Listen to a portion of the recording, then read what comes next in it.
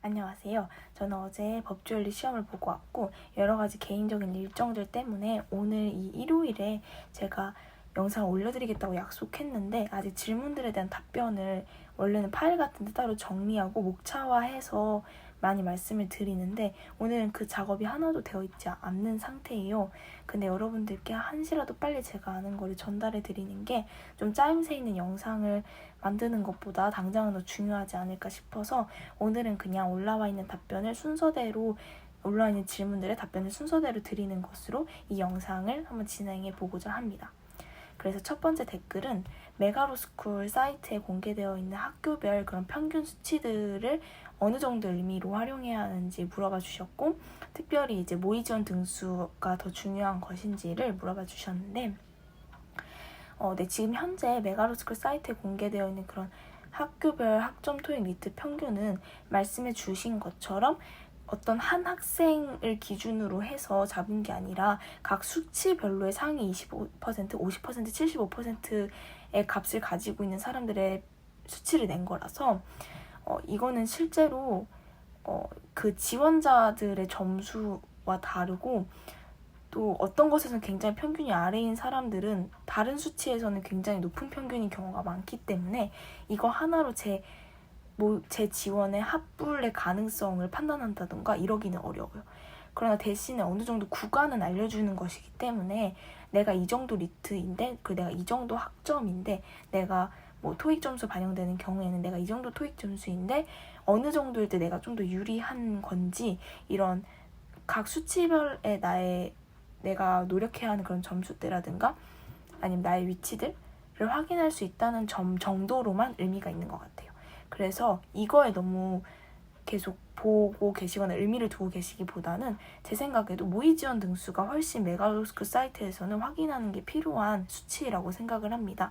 어쨌든 허수가 있다는 이야기가 굉장히 많지만 대부분은 실질적으로 저랑 그 학교에 지원을 두고 경쟁하는 이들이고 그거는 이제 모든 점수들이 다 포함된 총점으로 등수를 계산하는 것이기 때문에 훨씬 더 정확하고 그리고 매년마다 로스쿨 입시는 굉장히 유입자의 수도 달라지고 또 학점이라든지 그런 지원자들의 평균값들이 굉장히 달라지는 입시여가지고 작년 데이터를 가지고 올해를 이렇게 추측하는 것이 굉장히 위험한 입시 중에 하나라고 생각을 해요. 그리고 실제 학부 대학 입시처럼 여러 가지 데이터들이 몇 년간 되게 오랫동안 쌓인 것도 아니기도 해서요. 그래서 그런 메가로스쿨 사이트나 아니면 실제로 산정되어 있는 그런 수치들을 보시기보다는 모의 지원 등수로 지원의 가능성들이나 상향, 안정, 하향 등을 평가하시면서 지원하셨으면 좋겠습니다. 특별히 그 모의 지원 등수 가운데 있어서 그 등수마다 차이나는 총점의 급간들을 보셔서 내가 그 모의 지원 총점에는 포함되어 있지 않는 자소서나 면접 등으로 충분히 좀 이렇게 회복할 수 있는 그런 급간인지 아니면은 내가 그런 1배수 안에 들어가기 위해서 넘어야 하는 점수값이 너무 크다던가 이러면 사실 어렵잖아요. 그런 점수 간의 그런 간격들을 확인하시는데 주력하시면서 메가로스쿨 사이트를 이용하시면 좀 더 의미가 있지 않을까 싶습니다. 그리고 다음 질문은 이제 학점과 관련해서 질문을 해주셨는데 작년에 굉장히 이화여대가 다른 수치들은 높은 편이어도 학점이 좋지 않으면 그 학생을 뽑지 않았다라는 이야기들이 굉장히 많이 돌았어요. 그래서 이런 질문들을 주신 것 같은데 근데 기본적으로 아무리 지금 로스쿨부터 시작해서 코로나 시대로 인해서 학점이 매우 많이 이렇게 상향화되고 있다고 해도 95점까지는 그것 때문에 떨어질 학점일까는 싶습니다. 이제 그 아래부터는 학점이 조금 다른 사람들보다 낮은 것을 많이 소명하거나 조금의 디메리트는 있을 수도 있을 것 같은데 아직까지 95를 넘는 학점이 너무 낮은 학점이라 다른 것이 다 정상적인데 그것 때문에 떨어뜨릴 학점은 아닐 것 같고요. 특히 이화여대는 학점 플러스 사실 자소서를 많이 본다는 얘기도 함께 돌고 있기 때문에 경합권으로 조금 뭔가 회복이 필요한 점수대에 있으시다면 자소서 등으로 그걸 회복하는 걸 노려보시면 어떨까 합니다. 다음 질문으로는 로스쿨 내 인간관계와 학부 때 인간관계의 차이점을 물어봐 주셨는데요. 사실 그냥 사람과 사람이 만나는 거라 전체적인 그런 느낌은 크게 다르지 않은데요. 어쨌든 근데 학부 때는 일단 나이가 대다수가 어리잖아요. 20대 초반이고 하다 보니까 좀 더 이렇게 친구고 친근하고 뭔가를 같이 막 할 때 공부보다는 좀 노는 게 좀 더 많고 이런 친근함에 기반을 둔 인간관계라면 로스쿨 내에서 인간관계는 어쨌든 모두가 다 내신과 변호사 시험이라고 하는 그런 전쟁 같은 곳에 가는 입장이고 동기들이 결국은 이런 그 길을 걸어가는 데 있어서 굉장히 위로가 되고 의지가 되는 존재이기 때문에 그런 동반자 같은 느낌의 친근함을 더 많이 느끼게 되고 또 각자 공부가 바쁘고 또 그 외에도 각자 자신이 맡고 있는 일들이 많기 때문에 저만 그런지 모르겠지만 놀러 만난 일은 단 한 번도 없었고요. 그러나 공부하면서 만나는 빈도수는 꽤나 있었고 또 학부 때보다는 좀 더 나이 차이가 되게 많이 다양하게 나지만 근데 전반적으로 20대, 30대 안에서 나이 차이 때문에 말이 안 통하고 그런 거는 크지 않다고 생각하고 그런 부정적인 나이 차는 한 번도 경험을 해본 적이 없었고 되게 다들 다 너무 대화도 잘 통하고 저는 되게 좋았어요. 그래서 로스쿨 내와 학부의 인간관계가 크게는 다르지 않은 것 같아요. 그냥 저의 달라진 상황 그리고 그들의 달라진 상황이 학부 때와 같은 그런 뭔가 외형을 갖지 않는다는 정도만 다른 것 같습니다. 그리고 로스쿨 내 학생들은 통학은 거의 하지 않고 자취나 기숙사를 많이 이용하는 것 같은데 맞냐고 물어봐 주셨는데 일단 이화여대 같은 경우에는 지금 현재 코로나여가지고 이게 맞는 것 같고 그리고 그러니까 통학이라고 하는 게 그냥 집에서 지내는 것. 그냥 집에서 지내시는 분들은 저를 포함해서도 지금은 코로나 때문에 굉장히 많은 것 같아요. 그리고 코로나 이전에는 제가 알기로도 통학은 거의 하지 않는다라고 들었고 통학을 하면 좀 시간이 너무 많이 버려지고 체력 소비가 많아서 제가 생각해도 통학은 좀 비추인 것 같습니다. 그래서 자취나 기숙사의 비율이 엄청 많은 것 같긴 해요. 그러나 지금은 코로나 때문에 집에서 그냥 지내시는 분들이 많다는 거. 그리고 로스쿨 공부량은 얼마나 되는지. 네, 정말 많습니다. 정말 많고요. 근데 제가 아직 공부량이 가장 많은 학기들은 1학년 후반부터 2학년에 몰려있는 것 같은데 그런 내신 공부량이 많은 학기들은 그걸 아직 경험해보지도 않았는데 공부량은 진짜 많습니다. 이걸 어떻게 공부량을 설명해야 될지 모르겠는데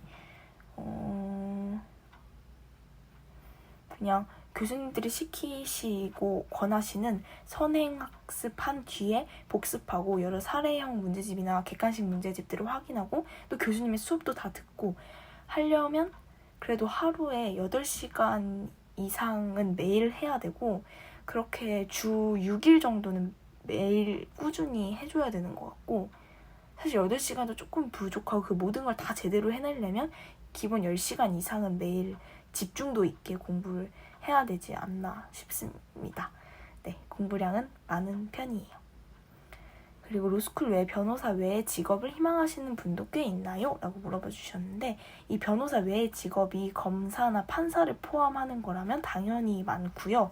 결국 그렇게 다 희망하다가 전체적으로 보는 그런 시험들에서 좀 등수가 나오지 않거나 아무래도 어려운 길이다 보니까 결국 잘 되지 않으면 변호사의 길을 걸으시는 분들도 많은 것 같고 또 그 외로 공공기관에서 일하시거나 사내 변호사거나 아니면 진짜 송무를 맡거나 아니면 로펌에서 자문을 맡거나 이런 변호사를 같이 꿈꿔도 그 안에서 좀 양상이 다른 변호사를 꿈꾸는 경우도 많습니다.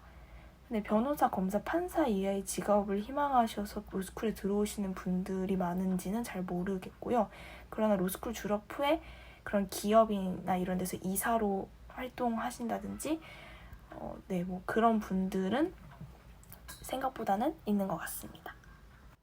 로스쿨생들은 한 학기에 몇 학점 정도 듣는지 물어봐 주셨는데 저는 저번 학기에는 19학점 조금 넘게 19학점 정도 들은 것 같아요. 근데 이게 1학년일수록 많이 듣는 거고, 그리고 2학기는 15학점에서 18학점 정도를 선택해서 듣는다고 하고요. 그래서 이렇게 1, 2학년 때 조금 많이 들어서 3학년 때 변호사 시험에 주력할 수 있도록 하는 편인 것 같아서 3학년 때는 이것보다 훨씬 적게 듣는 것 같습니다. 그리고 리트, 특히 언어 이해 공부 방법을 물어봐 주셨는데요. 언어 이해 공부 방법은 하나는 책을 많이 읽는 것밖에는 이제는 공부 방법이 없는 것 같아요.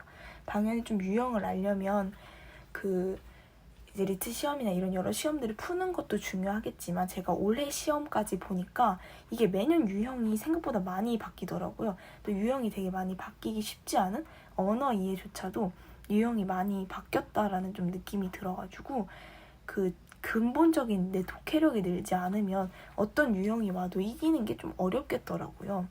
그래서 언어 이해는 특히 되게 말이 좀 길고 이해하기 어려운 글을 꾸준히 읽으시면서 그게 내가 완전히 소화될 때까지 독해력을 키우는 게 제일 좋은 방법이지 않을까 생각하고, 오히려 추리 논증은 논리학 공부를 좀 하시고 또 여러 문제들을 다각도에서 좀 생각해 보시고 나만의 그런 기호라든지 틀을 잡아보시면서 시간도 줄이고 정확도도 늘리는 방식으로 공부하시면 점수가 그래도 언어 이해보다는 오를 것 같고, 또 이번 연도는 특히 좀 법률형의 문제가 많이 나와서 시간이 좀 되신다면 그냥 민법 정도 그렇게 되게 중요한 법들 아니면 형법 정도는 가볍게 그런 예비순환 강의나 입문 강의들을 들어보시면서 특히 이런 교수님들이나 변호사님들이 많이 사용하시는 리걸 마인드와 같은 그런 법률 적용이라든지 이런 것들을 적응해보시고 좀 경험해보시는 것도 좋지 않을까 생각합니다. 근데 이것도 올해만 이렇게 법률형 문제가 많이 나온 거지 사실 작년에 이렇게까지 많이 나오지는 않았거든요. 그래서 그냥 어떤 유형이 와도 대비하려면 결국은 논리학 공부가 좀 탄탄한 것도 추리 논증에서도 중요할 것 같아요. 그래도 언어 이해보다는 실전 문제들을 많이 푸는 게 추리 논증이 조금 더 중요한 것 같습니다. 네, TMI지만 지금 영상에 선풍기 소리가 너무 크게 들어가서 선풍기조차 키지 않고 있어서 매우 더워가지고 말이 점점 더 빨라지고 굉장히 제가 지금 더워하고 있는데 그래도 한번 잘 진행을 해보겠습니다. 그럼 다음 질문은 이제 이화여대 반수로 지원하시고 싶은 분의 질문이신데요. 근데 이건 제가 이화여대를 반수로 들어온 게 아니라서 이거는 반수를 경험해보지 않으면 알기가 매우 어렵습니다. 그래서 이거는 제가 답변을 드리기보다는 이화여대가 입시 설명회를 되게 잘해요. 저도 이화여대 입시 설명회 보고 여기 그냥 지원해야겠다라고 생각들 정도로 되게 짜임새 있게 입시 설명회를 준비해 주는데, 그게 시작할 때도 질문 같은 거를 미리 받아주고 또 많은 질문이 나온 것들은 따로 모아서 공동 입시 설명회에서 이야기도 해주기 때문에 그때 구글 닥스로 질문 받을 때 이 반수와 관련된 질문 한번 넣어보셔서 진짜 입시 담당하시는 분들께 질문에 대한 답변을 받아보시면 어떨까 싶습니다. 네, 그러면 이제 다음 질문들로 넘어가 보겠습니다.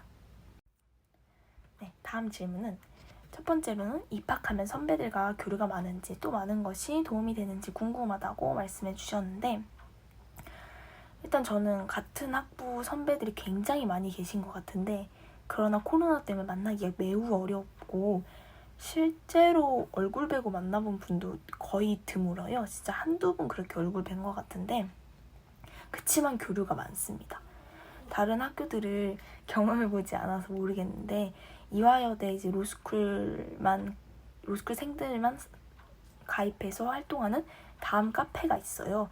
이제 그 카페에서 되게 많은 질문들에 친절하게 다들 답변을 해주시고 정말 많은 부분에서 도움을 받는데, 대표적인 예시로 카페 내에 건강 게시판 같은 것도 있어요. 그래서 공부하다 건강이 좀 안 좋아졌을 때 혹시 이거 관련해가지고 좀 먼저 도움 받으신 분이 없는지 그런 카페 게시판 글도 확인하면 너무 도움되는 게 많더라고요. 실제로 계속 이제 뭔가를 쓰는 것이 많다 보니까 저도 손목 건강이 점점 안 좋아졌는데 손목이라고 치니까 이미 거기에 대해서 되게 많은 게시글들이 있어가지고 좀 많은 그런 지식들을 얻을 수가 있었는데 그런 부분에서까지도 도움을 받을 정도로 정말 많은 도움을 받고 그거는 학부 선배와는 무관하게 그냥 익명 게시판이든 아니면 익명이 아닌 게시판이든 간에 되게 많은 도움을 받아서 걱정을 안 하셔도 될 것 같습니다. 적어도 이화여대 로스쿨에 한해서는요. 다른 학교 분위기는 잘 모르겠는데 그냥 들어본 거로는 고대 로스쿨은 이런 교류가 또 많은 편이라고 들었고 이렇게 학교 내에서 조금 이런 시스템 같은 것들이 잘 잡혀진 데들은 입학해서 학부 선배와 무관하게 선배들한테 많은 도움 잘 받고 있는 것 같아요. 비법 박사는 1학년 때 수업을 따라가기가 많이 힘든지 학점 따는 데 많이 불리한지 물어봐 주셨는데 제가 알기로는 정말 많은 합격생들이 비법 박사인 걸로 알고 있어요. 그래서 수업을 따라가기가 쉽지는 않습니다. 당연히 처음 배워보는 법이니까요. 그리고 되게 친절하게 가르쳐 주실 수는 없잖아요, 교수님들이. 근데 저뿐만이 아니라 모두가 그러고 있는 상황이기 때문에 그 힘듦이 엄청 저 혼자만의 힘듦이 아니라서 괜찮고요. 그리고 학점 따는데 그렇기 때문에 불리하지 않아요. 어쨌든 학점은 지금 상대평가이기 때문에 상대적으로 내가 힘든 게 아니라 모두 대다수 많은 비법 박사들이 힘들어하고 있기 때문에 크게 불리하진 않은 것 같고 저도 이번 학기에 뭐 자랑할 만큼 높진 않지만 그냥 괜찮은 학점대를 받을 수 있었어서 비법 박사로 인한 그런 장애가 큰 것 같지는 않습니다. 그다음에 검사 임용 과정 및 자격이 궁금하다고 하셨고 비법 박사는 힘들까요? 라고 물어봐 주셨는데 이제 검사 임용 과정 및 자격은 제가 검사의 임용을 희망한 적이 단 한 번도 없어가지고 이거는 제가 설명드리기는 어렵고 제가 알기로는 이런 검사, 판사, 그러니까 뭐 판사는 사실 로클럭인데 이제 검사, 로클럭 이런 좀 특이한 법조 직역을 가고자 하시는 분들은 그런 전국 시험과 내신 등등을 다 이제 통산해가지고 평가를 받는 식으로 지원을 하시는 것 같은데 검사도 그래서 뭐 검찰 실무인가 이런 과목들을 들으시고 그런 시험들을 보시는 것 같아요. 그래서 이런 과정들은 로스쿨 들어오면은 같이 지원하는 분들의 학회가 있어가지고 바로 알 수 있습니다. 이걸 막 미리 안다고 해서 딱히 도움이 되는 거는 아닌 것 같아요. 다만 자소서를 쓰시는데 혹시 필요하시다면 그 점은 제가 나중에 따로 여기다가 좀 더 알아봐가지고 댓글을 달아드릴게요. 근데 다만 이렇게 검사 임용 과정과 자격을 잘 모르는 제가 볼 때도 비법 박사라고 힘든 것은 아닌 것 같아요. 그러니까 로스쿨이 전반적으로 비법 박사는 그냥 개인적으로 좀 더 자신이 많은 노력을 들여야 하는 거지 비법 박사라는 이유로 뭔가가 차단이 되어 있는 거는 아닌 것 같고 개인적인 그냥 노력의 영역에 충분히 달려 있는 것 같습니다. 그래서 들어오셔서 그런 학회 같은 거나 동아리 들어가셔서 많은 도움 받으시면 어떨까 합니다. 다음 질문으로는 정말 최악의 경우이긴 하지만 변신낭인이 된다면 보통 어떤 진로를 택하게 되는지 궁금하다고 하셨는데 근데 이게 요즘 변호사 시험 합격률이 전체 다 평균으로 따져서 50% 선을 달리고 있잖아요. 근데 학교마다 개별적으로 보면 그 제시가 아니라 초시로 붙으신 분들의 확률 그 평균 수치는 되게 높은 학교들이 많아요. 이화여대도 그런 걸로 알고 있고 그래서 생각보다 변신낭인이 되는 경우가 아직까지는 엄청 많은 것 같지는 않지만 그래도 많겠죠? 네, 근데 제 주위에는 많이 없어가지고 어떤 진로를 택하시는지 많이 알지는 못합니다. 근데 제가 이제 연대 학부를 다닐 때 로스쿨 그 초창기부터 그 연대 로스쿨에 계셨던 교수님이 수업하시면서 이런 변신낭인의 사례를 들려주셨는데 그분은 학교 근데 내신 학점이 너무 좋아서 되게 좋은 기업에 채용되셨다고 하셨어요. 그래서 이거는 뭐 좀 그냥 개인적으로 조금 다른 것 같고 평균적인 건데 변호사 시험 합격을 하지 못하신 분들이 어떤 직업을 택하게 되는지는 아직은 정확한 답변을 드리기는 어려운데, 아마 좀 그런 기업에 이런 뭐 들어가기 쉽고 어렵고의 난이도나 선호도의 차이는 있겠지만 취업을 하시겠죠? 네, 그렇게 그 정도만 저도 알고 있어요. 그냥 변호사 시험을 붙으십시다. 우리 함께 그냥 붙어봐서 이런 질문이 정말 무색해질 만큼 함께 달려봐요. 이것도 알게 되면 추가로 댓글을 달아드리도록 하겠습니다. 그러면 이제 다음 질문을 받아볼게요. 변호사가 아닌 오직 공직을 염두에 두고 진학하는 것은 무리수일까요? 라고 질문을 해주셨는데, 그냥 이 질문 하나만 보면 무리수긴 합니다. 만약에 법학사이시면은 어느 정도 법에 대한 정성을 이미 알고 계시고 수준을 알고 계시니까 그럼에도 오직 공직이라고 생각하시는 데는 합리적인 근거가 있을 거라고 생각하는데, 만약에 비법학사로 내 어떤 법학 정성을 아직 모르시는 상태로 이렇게 생각하신다면 그것만 염두에 두고 진학하는 건 좀 어려워요. 확률이 많이 낮습니다. 근데 다만 요즘은 저는 검사나 로클럭 이런 쪽을 많이 선호? 아직 이렇게 막 그렇게 찾아보질 않아가지고 이것도 또 제가 나중에 찾아보고 댓글을 달아드릴 텐데, 요즘은 이제 경력 검사? 경력 판사? 이렇게 해가지고 변호사로 활동하다가 이후에 검사나 판사로 가시는 분들이 예전보다는 많다고 저는 들었어요. 여러 좀 수업에서. 그래서 변호사 일이 진짜 죽기로 하기 싫으신 게 아니시라면 들어오셔서 검사, 로클럭 이런 쪽으로 쭉 보시다가 안 되면 변호사로 하시다가 경력을 쌓아서 이런 공직으로 진출하시는 것도 어떨까 싶습니다. 그래서 오직 이 생각이시라서 또 로스쿨 진학을 포기하는 거는 조금 아까우지 않나? 뭐 개인적인 선택이죠. 저희가 이 질문을 봤을 때는 확률이 낮긴 낮아서 그것만 바라보고 가면은 로스쿨 진학이 실패가 될 확률이 너무 커가지고 그 정도 리스크는 너무 큰 것 같은데. 네, 그렇습니다. 네, 그리고 로스쿨 입시에서 법학 계열이나 상경 계열 학부 졸업생을 더 선호한다는 이야기가 있는데 사실인가요? 이거는 근데 사실이 아닐 것 같은데요. 법학 계열이 뭔지는 모르겠는데 로스쿨 입시에선 사실 몇몇 학교들 제외하고는 아직까지 학벌을 되게 많이 보는데 좋은 건지 안 좋은 건지에 대한 평가는 차치하고서라도, 근데 대부분의 상위권 학부 학교들에는 법학 계열이라는 게 없잖아요. 그런데 선호하는 거 보면 뭔가 계열을 보고 따지는 건 아닌 것 같아요.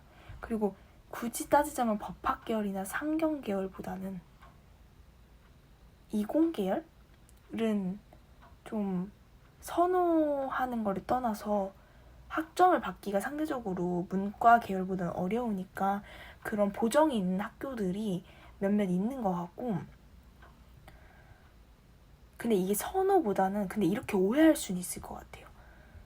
제가 보기엔 크게 이런 선호는 없는 것 같은데 오해가 하게 되는 이유는 이런 계열이신 분들이 주로 법 쪽에 많이 관심을 갖고 지원하셔서 합격자들 중에 되게 많은 편이에요. 그러니까 결과적으로 선호하는 게 아닌가라는 이야기들이 들리는 것 같은데, 근데 제 주변에 이미 이 두 계열이 아닌 분들인데 붙으신 분들을 되게 많이 봤고, 그냥 일반 문과 계열에서 붙으신 분들을 굉장히 많이 봤기 때문에 이거는 아마 사실이 아닐 것 같은데 입학사정관 분만 아시겠죠? 네, 로스쿨 입시하기에는 아직 낮은 학점을 받았는데 열심히 하면 졸업 때까지 4.2는 넘길 수 있을까요? 졸업까지 5학기 이상 남았습니다. 네, 넘으실 수 있습니다. 이 4.2가 4.5 기준인지 4.3 기준인지 모르겠는데 만약 4.5 기준이면은 넘기거나 그와 유사한 학점을 받으실 수 있을 것 같아요. 왜냐면 실제로 저도 3학기까지는 3점대 중반이었는데 졸업학기에는 4.3 기준으로 4.06을 받고 졸업을 했기 때문에 5학기 정도면 최대한 4는 넘기실 수 있을 것 같고 4.2? 4.2를 넘길 수 있나? 정확한 수치는 잘 모르겠는데 4는 넘길 수 있어요. 그건 제가 경험했기 때문에. 그리고 연대는 재수강 횟수가 되게 제한되어 있고 저는 재수강을 할 수는 없는 상황이라서 재수강을 안 했는데 만약 재수강을 많이 좀 하신다면 4.2도 가능하지 않을까 싶어요. 만약 수치적으로 이게 가능하셔서 현실적으로 가능하냐고 물어봐 주신 거라면 노력하시면 가능합니다. 그리고 이거 관련해서 제가 되게 못 만든 영상이지만 학점에 관련된 영상을 옛날에 하나 찍어놓은 게 있는데 그거 한번 봐보시고 제가 나중에 좀 더 괜찮은 영상으로 만들어서 올려볼게요. 그다음에 리트 점수가 높으면 출신 대학을 커버할 수 있나요? 상위권 로스쿨을 진학하고 싶습니다. 어려운 질문인데 만약 이 상위권 로스쿨이 좀 학벌을 유의미하게 보면 상위권 로스쿨에 지원하는 사람들은 다 리트 점수가 높아요. 그래서 그 안에서 리트 점수가 높단 말이 나오려면 150은 훌쩍 넘겨야 하는데 이게 쉬운 점수가 아니에요. 그래서 그냥 상위권 로스쿨 중에 확실하진 않은데 연대 로스쿨은 학벌을 상대적으로 좀 많이 보지 않는 것 같거든요. 그런 곳에 지원하시면 되지 않을까 싶어요. 나한테 조금 불리한 요소로 평가받는 것이 있다면 그걸 불리하다고 보지 않는 곳에 지원하는 게 좀 더 좋은 거니까요. 그래서 단순히 리트 점수가 높다고 커버할 수 있는지는 그거는 잘 모르겠네요. 엄청나게 유의미하게 높아야 될 것 같아요. 네. 다음은 올해 이제 관광 리트라고 해서 실제로 지원할 시기는 아닌데 리트를 봐보시는 학부 3학년생 분이 달아주신 댓글인데요. 리트 이제 처음 진입했을 때 어떤 식으로 공부했는지 저한테 물어봐 주셨어요. 이것도 관련된 영상이 아마 있을 텐데 그래도 여기서 좀 짧게나마 답변을 드리자면 저는 많은 분들이 뭐 피트 이런 피트가 맞나? 뭐 미트 뭐지? 아무튼 요런 저는 진짜 안 해가지고 잘 몰라요. 피셋 이런 시험들 되게 유사한 그런 시험들 많이 연습해 보시고 하시는 것 같은데 저는 그냥 진짜 기출만 돌렸고요. 대신에 그것들을 좀 리트 형식으로 바꿔준 문제집인 잘 고른 기출 300제인가? 그 메가로스쿨 거 문제집 하나 풀었어요. 그리고 기출을 3회독 이상 했고요. 그리고 기출 처음 볼 땐 완전히 실전인 것처럼 시간 하나 오차 없이 재가지고 표준 점수 계산해서 위치 좀 확인했고 그 다음에 분석을 엄청 꼼꼼하게 했어요. 그래서 실제로 실전에서 이런 문제 만나면은 언어이해 같은 경우에는 궁극적으로 내가 얘를 선택해서 풀 것이냐 뭐 어느 정도로 시간을 들일 수 있을까 이런 것들도 좀 연습을 하고 또 안에 지문들도 되게 많이 쪼개봐서 답이 어디서 많이 나오고 어떤 식으로 많이 비꼬는지 등을 확인했고 추리노증 같은 경우에는 좀 그 많은 정보량을 내가 어떻게 공식화하고 할지를 이렇게 기호 같은 거 논리학 기호들 여러 가지 기호들 저만의 기호들 활용하면서 연습하는 거 많이 공을 들였습니다. 그렇게 해서 하루에 한 5-6시간 꾸준히 했던 것 같아요. 그 다음에 이분도 이제 검사를 희망하고 계시는데 검찰 임용이 얼마나 어려운지 궁금합니다. 네, 어려운 걸로 알고 있어요. 되게 심지어 이거는 상위권 로스쿨이라고 완전 유리한 것도 아니고 이렇게 내신 점수들이 반영되거나 하면 결국 상위권 로스쿨에서도 조금 한계선이 있기 때문에 그냥 어느 로스쿨에 가도 이게 쉽지 않고 굉장히 좀 한 최대한 아무리 당겨도 30% 이내의 내신 점수를 받아야 되고 그 다음에 그 각자마다의 전국적인 시험들에서 높은 등수를 보여야 되고 아무튼 이렇게 되게 중요한 게 많고 또 아무튼 실제로 이제 거기 나가서 하는 것도 있고 한데 이건 제가 근데 여기를 희망하지 않으니까 정확하게는 잘 몰라요. 근데 그 과정이 굉장히 평가받는 것들이 많고 잘해야 하는 것들이 쭉쭉쭉쭉 많아가지고 절대 쉬운 건 아닌 것 같아요. 네, 그냥 이 정도로 말씀을 드리고 제가 검찰 관련한 거는 진짜 제가 너무 희망을 안 해서 알고 있는 게 없어가지고 다시 알아보고 따로 영상을 만들거나 2분께, 3분께? 아무튼 여태 동안 검찰 질문 나온 분들께 다 추가 답변을 댓글로 달아드릴게요. 그다음에 입학 전 생각했던 로스쿨 생활과 실제 겪어본 생활은 어떤 점이 같고 어떤 점이 다른가요? 입학 전 생각했던 로스쿨 생활과 실제 겪어본 생활 중에 같은 점은 공부를 많이 해야 한다 라는 점과 정말 공부만을 해야 한다 라는 점은 같았고요. 다른 점은 학부랑 다르게 좀 교수님과의 그런 이렇게 뭐라 해야 되죠? 교류가 학부 때보다 조금 더 많고, 그 다음에 앞서서 인간관계 관련해서도 말씀드렸는데 저는 좀 로스쿨에 오면 이 인간관계의 그런 모습들이 되게 많이 바뀌고 그럴 줄 알았는데 인간관계도 그냥 인간관계였고 또 너무 좋은 인간관계들을 저는 많이 만났다고 생각해가지고 그런 점은 좀 걱정했던 것보다 너무 좋았고 네. 그리고 생각보다 더 좀 약간 끈끈하고 서로 돕고자 하고 동기애나 뭐 후배 사랑 이런 게 좀 더 많은 분위기여가지고 그것도 되게 생각했던 거랑 다르다라고 생각했고요. 네, 그리고 또 생각했던 것보다도 더욱 되게 이 변호사 시험을 진짜 완전한 목표로 잡고 달려가는 학교 시스템에도 조금 놀랐습니다. 아무래도 합격률이 점점 떨어지다 보니까 진짜 뭐 법학이란 이런 거지 약간 이런 교수님들 나름의 가치관을 전수하시기보다는 변호사 시험 적합형 인재를 만드시려고 많이 좀 노력을 해주시는 것 같아요. 그 시험에 맞춰서. 그런 것들도 좀 다른 점이네요. 생각했던 거랑. 그리고 다음 질문은 이제 학비에 대한 질문과 검사 준비하는 학생분들 비율에 대해서 물어봐 주셨는데 사실 학비는 집 형편이 안 좋으시면 더 좋습니다. 그 국가장학금처럼 한국장학재단에서 소득분이 산정돼가지고 나오는 장학금이 분위가 낮을수록 완전 전액장학금일 수준으로 되게 많이 나오기 때문에 학비 자체는 형편이 안 좋으시면 더 부담이 완전 없으실 거예요. 근데 이제 문제는 생활비죠. 아무튼 앉아서 공부만 해야 되니까 일을 못하니까 돈을 못 벌잖아요.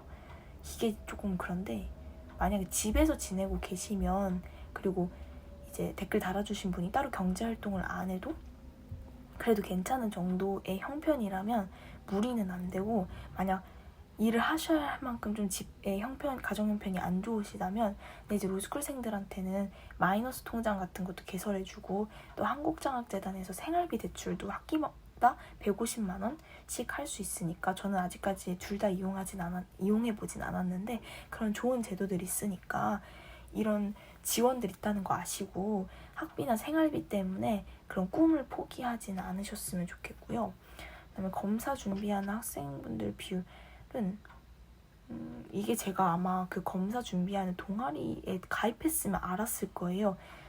근데 저는 그 동아리에 가입하지 않았고 이건 역시 알지 못하는데 이거는 그래서 끝까지 말씀을 못 드릴 것 같아요. 전 정말 검찰 쪽에는 그쪽으로 진출할 자신도 없고 관심도 없고 모든 적성과 흥미가 없어가지고 네. 비율은 알 방법이 없네요. 죄송합니다. 이건 나중에도 알려드릴 수가 없어가지고 네. 그리고 다음 질문은 그 로스쿨 입시에서 봉사활동이 되게 중요하냐고 물어봐 주셨는데 뭐 봉사활동이나 공익적인 활동 요소 관련해서 물어봐 주신 거겠죠? 제가 서울대는 한 번도 준비해본 적이 없어서 모르겠는데 서울대나 한양대 같은 경우에는 그런 문항이 따로 있다고 해요. 그럼 이제 거기에 좀 그럴싸하게 쓰려면 조금 있어야겠죠?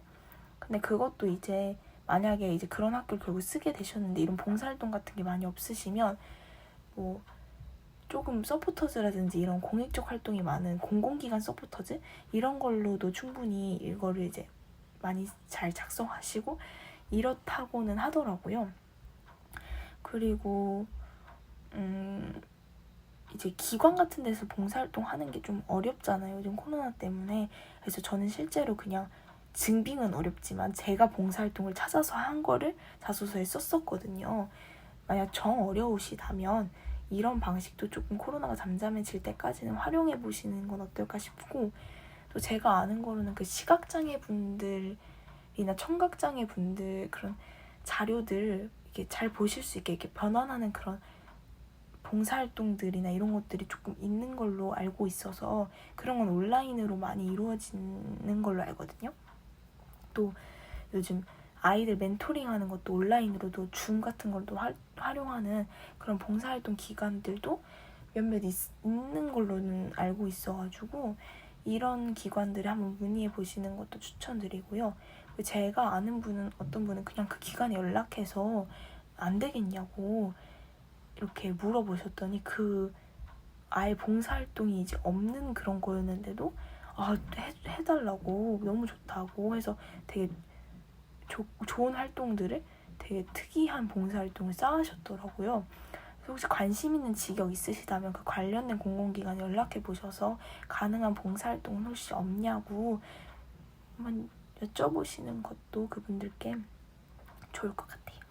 네, 다음 질문은 나군의 이대를 썼잖아요, 제가. 그래서 가군은 어떤 학교 쓸지 어떻게 결정하셨냐라고 물어봐 주시면서 뭐 중앙대 관련해가지고 여러 이제 댓글들을 달아주셨는데 저는 일단 왠지는 모르겠는데 중앙대처럼 이게 카오스로 유명한 데는 안 쓰고 싶었고요. 성격 자체가 안정적인 걸 좋아해가지고.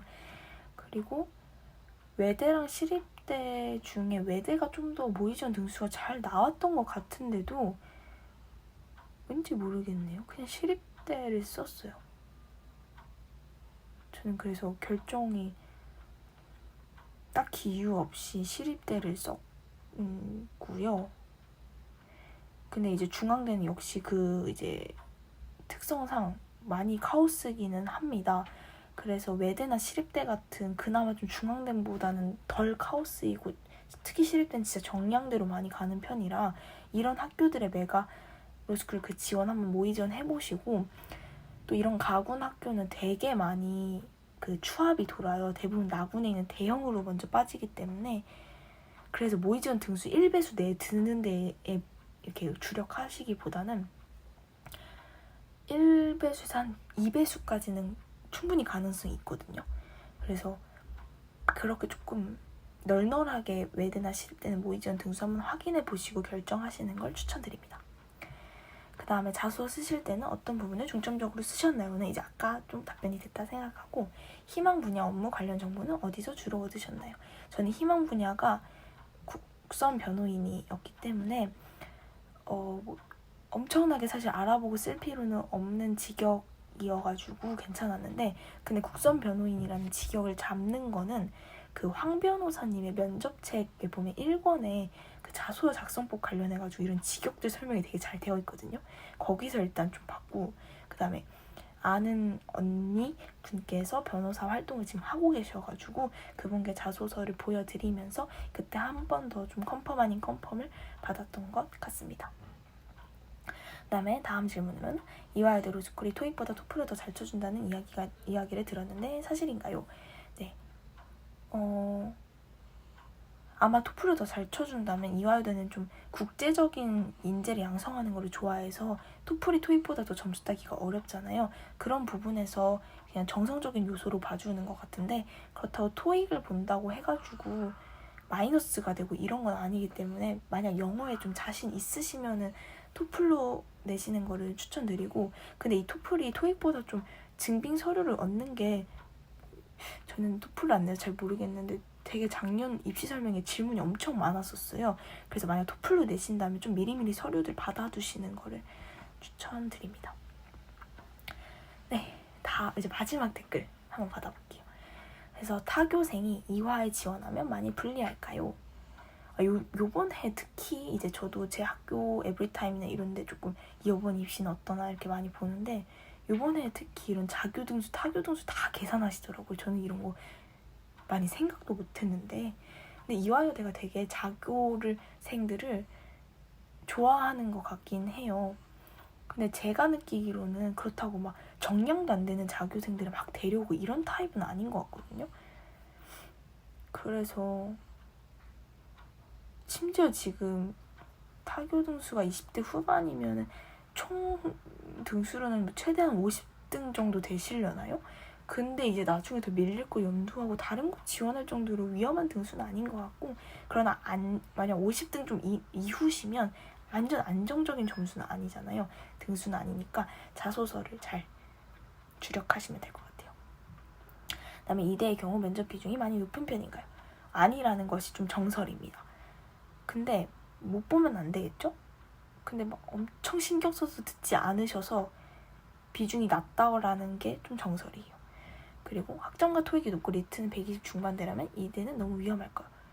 요거는 이대가 오히려 더 좋아하는 인재상이에요. 리트가 낮은 걸 좋아하지는 않는데 학점과 토익이 높은 사람을 좋아해서 오히려 이 점수대라면 쓸 수 있는 대형 인서울권의 대형은 이대밖에 없을 것 같습니다. 그 다음에 이대 로스쿨 기숙사 들어가는 학생들도 많나요? 들어갈 때 본가의 위치가 많이 중요한 편인가요? 기숙사 들어가는 학생들 매우 많은 걸로 알고 있고, 본가의 위치? 본가의 위치 모르겠네요. 많이 중요한 편. 멀면 확실히 좀 붙겠죠? 그런 점수가 있었던 것 같긴 한데 제가 지금 연대 기숙사 지원했을 때랑 너무 헷갈려가지고 이것도 제가 한번 찾아보고 댓글을 달아드릴게요. 근데 일단 기숙사 들어가는 학생들은 생각보다 많은 것 같아요. 그러나 기숙사에 대한 평은 호불호가 좀 많이 있습니다. 네, 그래서 오늘 이렇게 해가지고 댓글에 대한 답변을 다 드렸는데, 제가 한 번씩 이제 올려주실 때마다 다 읽었는데도 생각보다 제가 정확한 답변을 드리기 어려운 질문들이 많았네요. 그래서 이런 것들은 제가 알게 되면 꾸준히 다 영상이나 댓글로 답변을 추가로 드릴 거고, 그리고 지금 이제 올라가는 영상에도 더 추가적인 질문들이 있으시면 댓글 달아주시면 댓글이나 다른 영상으로 제가 답변을 드리도록 하겠습니다. 그래서 사실 리트 보기 전에는 뭔가 리트만 잘 보면 되니까 두려움은 많은데 이런 장 걱정들이 없었잖아요. 근데 이제는 리트 점수가 정해져 버렸고 그 안에서 어떤 머리 싸움들이 시작되니까 저는 이때가 더 괴로웠던 것 같아요. 지금부터 합격 발표 날 때까지가 되게 마음이 어려웠는데, 이 어려운 시기 잘 견뎌내시면 로스쿨 합격 이후에는 공부하느라 어려운 거지 이런 머리 싸움하는 원서 싸움은 당분간은 안 하셔도 되니까 지금의 시기를 건강하게 잘 나셨으면 하는 바람이 있습니다. 그래서 저는 지금 선풍기를 굉장히 오랫동안 못 쐬고 영상을 찍어가지고 굉장히 더운 상태이기 때문에 오늘은 요쯤에서 말을 줄여보겠습니다. 그러면 더운 여름철에 다들 건강하시기를 바라고, 입시 스트레스도 여러 방면으로 잘 해소하시기를 바랍니다. 그러면 오늘은 여기서 마치겠습니다.